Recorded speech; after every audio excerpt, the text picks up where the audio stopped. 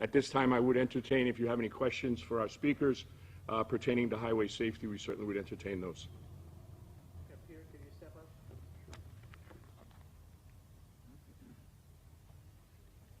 So I did a story last year on a woman whose father was taking a walk and he was killed by a drunk driver. And there had been some national news going on saying that everything's been tried, but the numbers are still going up. But this component of the national story was legislation that would put breathalyzers in cars, not just for people who've been convicted or people who had issues, but it would notice the amount of alcohol on the driver and shut down the car. Yep.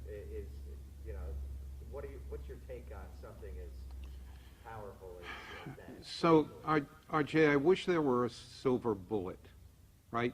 That we could pick one thing and say, that is the solution to this problem. But the solution to this problem are as diverse and as different as there are the number of people who get behind the wheel. Every one of them have a different reason for being there and a different way of getting behind the wheel drunk. I think what you heard Chief Martin talk about, bringing together a wide range of viewpoints to create a single strategy to go after this. At the high school level with children, like the same thing that we did with smoking and the same thing that we did with seatbelts. It takes a long time to rebuild a culture and help guide them to the proper decision making when it comes to things that have to do with their own health and their own safety. I think the beginning of that is the organization that we're forming with the police chiefs, with the help of the police chiefs, to bring together people that can get the messaging to the young people, to the working people of the state, and to the older people. I think the diversity of people who contribute to this problem needs to be dealt with in the solution of this problem. It's not, I wish there were a single thing, because boy, let me tell you, we'd be going after that and doing it. But I think we're about to embark on a very broad-based effort that will concentrate on this problem, that I think from the information and advice we've gotten from the experts will help move us forward in this problem. So you don't think that any kind of, look, we've tried everything over the decades, and let's just mandate that every new car that comes out has to have one of these in them where we shut the car off? Look, would that help? It probably would, but is that singularly going to make the difference? With technology, there are all kinds of ways to bypass those things and get around them. The real solution is in the education of everybody that's listening to this today, in knowing that they all play a part in the solution and bringing them to understand the severity of the problem and the impact that it has on peoples and families. And I think that's where ultimately we have to go to have a long-range kind of solution for this that'll be sustainable and lasting. Thank you. Any other questions? I have a question. I think this might be for Colonel Manny. You talked about the traffic safety unit alone, the 1,200 arrests, the 620 DUI, et cetera. Are you finding that these people, in those cases, are Rhode Islanders? Are they from across border states, or is it kind of a mix? Well, that's a good question. We are finding that they're coming from many different states. Rhode Island, as we all know, is a small state, and it's a pass-through state, coming from New York to Boston and vice versa. We are finding that, there is a good amount of impaired drivers coming in from Connecticut and from Massachusetts cutting through the state. When I say impaired, it's not only people that have been drinking too much, it's impaired from narcotics and marijuana as well. You just mentioned something I was going to follow up on. issued ROAR alerts, the overdose awareness alerts. There have been 2 in recent weeks. From your perspective, is that alarming to have that kind of activity now, and is there anything else you can say to that effect of what you're looking for this weekend in terms of, drugs and overdose issues? To be quite honest with you, I think the times we're in right now, everything we're seeing is alarming. It's alarming to every law enforcement officer. You look at every statistic that we can count, and they're up. Whether it's gun arrest, whether it's assaults on police officers, whether it's impaired driving, DUI, no matter what it is, it's up. Fatal accidents and so forth. So getting to RJ's question, technology. So technology would definitely help in some areas. But there's another big area in technology that we're all waiting for a breakthrough in, and that is some type of chemical test to determine impairment by marijuana and some other type drugs. These are all things that we're hoping will come in the near future. So I do think technology will definitely help us at some point. A follow-up question. So give me in a nutshell what Ride Out has provided the Rhode Island State Police with to combat this problem. So that's I'm glad you asked that, because they deserve a lot of recognition for that. The director and I met outside the State House one day on a chance meeting, and we both looked at each other and said, we need to talk about highway safety. It was very early on when I was the superintendent, became the superintendent. And we made up a plan within 5 minutes. He said, you come up with a plan that we can work with and we can get approved, and we'll find you the funding. And they did. And it's over $1 million in funding. And what it does, it reimburses the salaries, the vehicles, the gas, everything for state troopers to be on the highway exclusively looking for impaired drivers, is what it came down to. There was a tremendous amount of federal money that was available to all states, but they had to make a commitment that it would be 100% in for that. State Police, we made that commitment. We're going to double the efforts on that commitment, and we're working closely now in the next fiscal year to bring additional funds, which we anticipate to be over $1 million more into the state. So it was $1 million for the first year, and that started March of last year up to March of this coming year? So it's prorated from November of 19. So what it is we got approximately $1 million. It could even be more. There's 7 people in that unit, and it's given on an annual basis. It's applied through public safety grants with DOT backing us on it, and they're bringing a tremendous amount of funds. And that's one area. We've gotten more funds, hundreds of thousands of dollars, for commercial enforcement through the DOT to assist us. We got $613,000 extra this year under the Motor Carrier Act that will assist Rhode Island in enforcement of commercial enforcement, which we will expand and have enforcement on weekends and nights and Block Island and everywhere else. We will. Commercial enforcement, what do you mean? These are the truck squad. These are the troopers you see pulling over the tractor-trailer trucks that on the highway, which is critical to our safety. When I came on the state police, we had a part-time unit that went out just on a strictly overtime basis and pull over tractor-trailers and weighed them and speed enforcement and make sure that the operators were getting enough sleep. But now we have a full-time unit with almost a dozen troopers in that unit, as every state does, all federal money.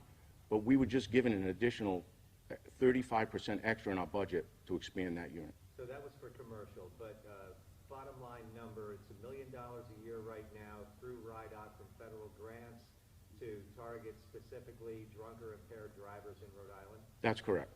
And so how many troopers does that involve? How many more troopers and cars are you able to put out on the road in that year with that $1 million to target these people? So we have 7 troopers that are assigned to that unit. That at any given time, they're anywhere 2 to 4 extra on the highway, usually at night from like 5 at night till 3 or 4 in the morning. We also, one thing I'd like to add is we also restructured the way troopers work on nights. When I came back to the state police, we had 1 lieutenant and 7 cruisers on the highway covering the entire state with 2 troopers in each cruiser.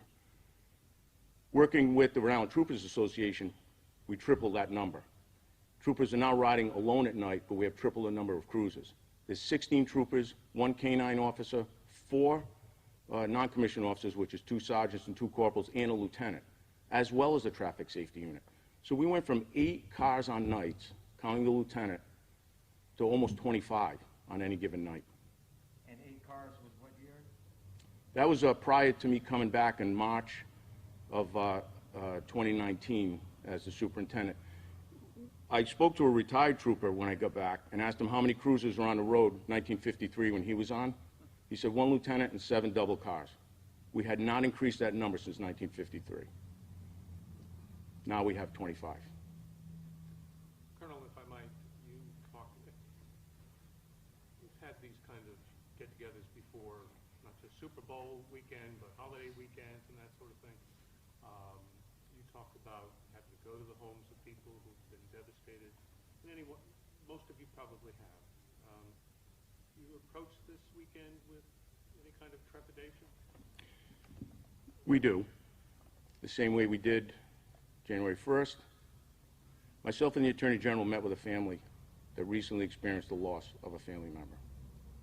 I can't tell you how sad that was, sitting in that room listening to this family. The people of Rhode Island are truly fortunate and blessed, as well as the police in this state are blessed, to have the support we have from our residents and our elected officials. And we have this mutual respect for each other and admiration for the people of this state. We work very hard. Every police officer I know and every trooper I know takes this stuff personally. When someone gets killed on our highway, my troopers take it very personal. And sometimes we meet with the families, and most of the times I call them to make sure they're okay. It's a very traumatic event, not only to go to these scenes, but to make these notifications. Colonel Manning, Yes, sir. how many of these are DUI arrests or second or third offense? Well, I don't have that exact number, but it's not as large as you would think.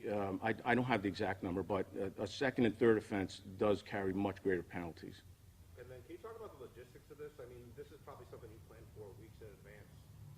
What kind of conversations are you having with DOT, with local municipalities, about making sure you have enough cars and people on the road to prevent drug driving? So this is not uncharted territory. We've been doing this for a long, long time, long before I got here. So we have a budget that we know our parameters, what we can work in. We know when the most busiest times of the year are, the most dangerous times of the year, and we increase the funding on those weekends to bring in additional troopers and police officers from around the state, not just me. Every chief here has the same type decisions to make. And we budget and we put the personnel on this weekend. Prior to me coming in this room today, I checked how many do we have on this weekend and who's working, and the number's exactly where I thought it would be. A follow-up to that question, with the mask requirement being lifted today, does that change anything in terms of how many drivers you're expecting to be out on the roads, out at, supporting local businesses and that kind of thing? Well, I don't know that answer. I went to the gym this morning and I was very happy not to have to wear a mask. Thank you, Governor, for that. I don't know if the mask dictates how many people are on the road. I'm sure it dictates how many people in these restaurants, but we're prepared for all of the above. It doesn't matter how many people go on the road. It doesn't matter what they're doing. There's a tremendous amount of law enforcement presence on across the state of Rhode Island this weekend. So you have those 25, you're up to 25 now. Is that 7 nights a week? Is it just on weekends? Since April 9th, 1925, we have never shut down. They're on every single night. Now the number's increased. So the numbers have tripled, basically. They have.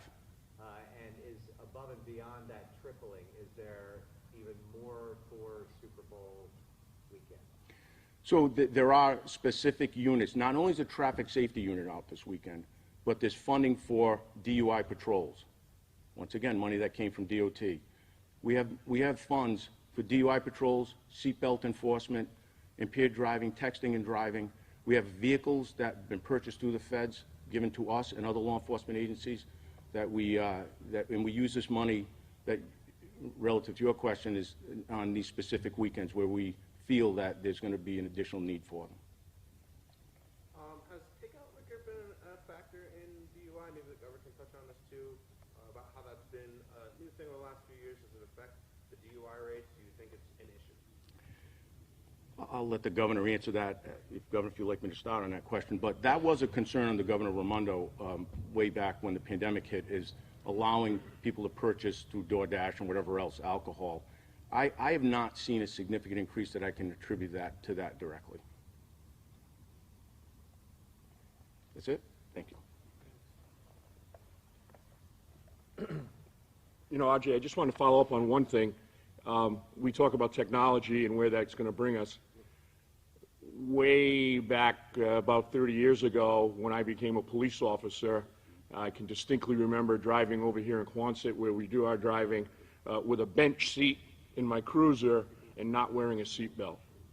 The biggest influence that I have in my life for my grandkids right now, you can't get in the car without them saying, put on your seatbelt, and them putting on their seatbelt. We're going to get to the point where working together, teamwork, reinforcing it, to be out there, that's the biggest impact that's going to happen. Technology is going to help us, but it's those personal relationships, whether it's your kids, whether it's your direct family members. You know, I can remember my father getting in the car, and the first time I told him to put on his seatbelt, or asked him about putting on his seatbelt, and he was like, yeah, okay, you know. And now all my kids, everybody wears their seatbelt. So we're going to get there. We've got a long road ahead of us. Even technology, how many years that's going to be before we see that influence of what it happens. But we're going to get there, and it's for the hard work that these officers are putting in and the leadership. Towards the money, I just don't want it to be lost that there are hundreds of thousands of dollars that go to the local police departments, and they also have extra patrols that are on. One of the things that we don't do well in this state right now, but we're working towards our records management system, I never want to lose the opportunity to talk about that, is that everybody will be on the state, in the state will be on the same records management system. And when Gaby needs a stat of how many people were stopped last night for drunk driving, or any other stat, we're going to have that instantly. Right now, we have to go to each department to find out that information. State police are great about putting out the numbers across the state, but usually it's lost on what's actually happening within the communities. So I just wanted to make that point. Anything else? I just want to thank everybody for being here, especially our speakers, all our officers and chiefs that are here in the back, but especially the media for being here as well and helping us get this message out. Have a safe weekend, and no Tom Brady, so I don't know who you're going to root for, but